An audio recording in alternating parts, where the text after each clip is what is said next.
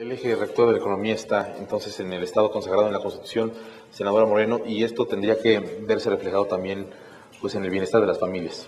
Por supuesto que así es. Efectivamente, el artículo 25 señala claramente que hay tres sectores de la economía: el público, el privado y el social.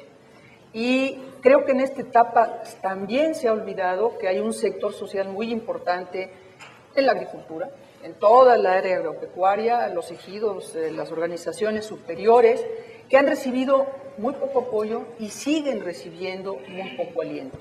Han desaparecido figuras muy importantes. Ban Rural tenía desde luego defectos, pero hoy existe una financiera rural que tiene una capacidad de acreditamiento muy reducida. Y por otro lado, a veces en México hemos sido más papistas que el Papa. En este mecanismo de mercado que se dice, entre menos te metas con él, mejor te va, pues abandonamos muchas instituciones, palancas para fomentar el crecimiento y el desarrollo social en áreas tan importantes como la agricultura. Yo decía hace un momento, y subrayo lo que dijo anteriormente Alberto Cano, se les olvidó la planeación. Una planeación moderna, ágil, que se mueva, que ponga objetivos muy claros de para dónde vamos y que fije en función de ello políticas igualmente claras y luego las cumpla. Y se evalúe el cumplimiento, cosa que tampoco se está haciendo. No se hace para la parte financiera y presupuestal, tampoco se hacen los resultados industriales, agropecuarios o en algunos de los servicios, como tampoco se hace muy claramente en la salud. Yo creo que en todos estos campos se ha desatendido lo más importante, que son los seres humanos. Y por lograr un equilibrio cuadrado en las finanzas, se desentienden de que la gente pueda comer, de que en México exista, bueno, ya no hablemos de autosuficiencia, a lo mejor ni de soberanía, pero por lo menos de seguridad alimentaria.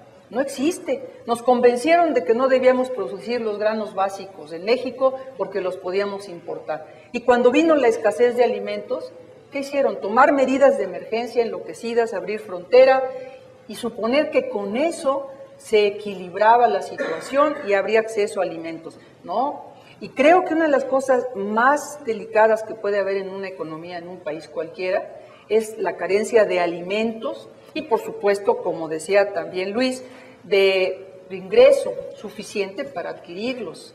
Pero hay falta de políticas en lo agropecuario, en lo industrial, en la salud, donde en algunos años anteriores se les olvidó prever hasta lo necesario para la vacunación y la crisis reciente nos volvió a mostrar que se descuidaron en la materia, porque se dejaron previsiones en los años anteriores, por cierto, también de un gobierno panista, y durante los primeros 3 años de esta administración no volvieron a tocar ese acervo y no volvieron a actualizar sus estimaciones. Cuando los modelos matemáticos podían prever que iba a ocurrir una situación como esta de la epidemia.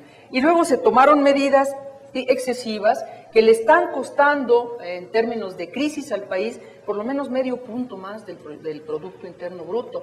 Quiere decir que si hubiera un mínimo de cuidado en los asuntos básicos como la salud, como la educación, y no bandazos, puesto que no hay un propósito claro y una evaluación que nos permita saber si vamos en el sentido correcto o no, bueno, se toman las medidas de coyuntura y luego se les olvida que vamos para adelante. ¿Cómo vamos a salir de esto? Les diría un asunto así muy importante. También se les olvidó la política financiera.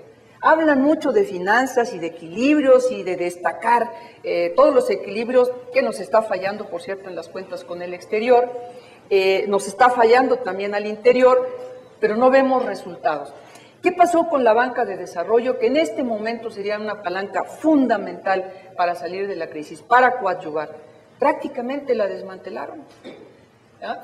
No tuvieron más preocupación que quitarle recursos a Nacional Financiera, a Bancomext incluso cercenarlo, utilizar cosas incluso en contra de la ley para desaparecer áreas de estas instituciones que hoy están tratando de utilizar justamente para paliar la crisis. Y si nos vamos al ámbito social, que es el que más nos interesa, pensamos que la política social, la que existe, es paliativa, es de subsidios a diferentes campos que no ven el fondo de la situación, que no van al origen de la pobreza y la desigualdad, y que muchas veces, como decía Francisco, lo que están haciendo es utilizarla para fines y propósitos electorales. Tocan la puerta y ofrecen un apoyo, igual el gobierno federal que el del Distrito Federal, en nombre de una persona, un candidato o un gobernante, en lugar de señalar que esos apoyos o esos subsidios vienen de una disposición gubernamental que todos pagamos y además lo hacemos con gusto. Pero lo que quiero decir es, hay desviaciones muy notorias que inclusive la Auditoría Superior de la Federación ya marcó, y marcó también un subejercicio que es muy contradictorio con lo que queremos lograr. Estamos pensando en que nos hacen falta recursos para atender ramas fundamentales de la actividad económica y social, y se deja sin ejercer una buena parte del presupuesto. Eso quiere decir que la política financiera está fallando. Quieren aumentar los ingresos poniendo nuevamente el IVA, impuesto. ¿Y por qué no nos explican cómo están utilizando los recursos que ya obtuvieron? En todo el sexenio anterior y en este, como decía Francisco, se fue a gasto corriente, no a inversión, por lo tanto no incrementaron la capacidad productiva y competitiva del país.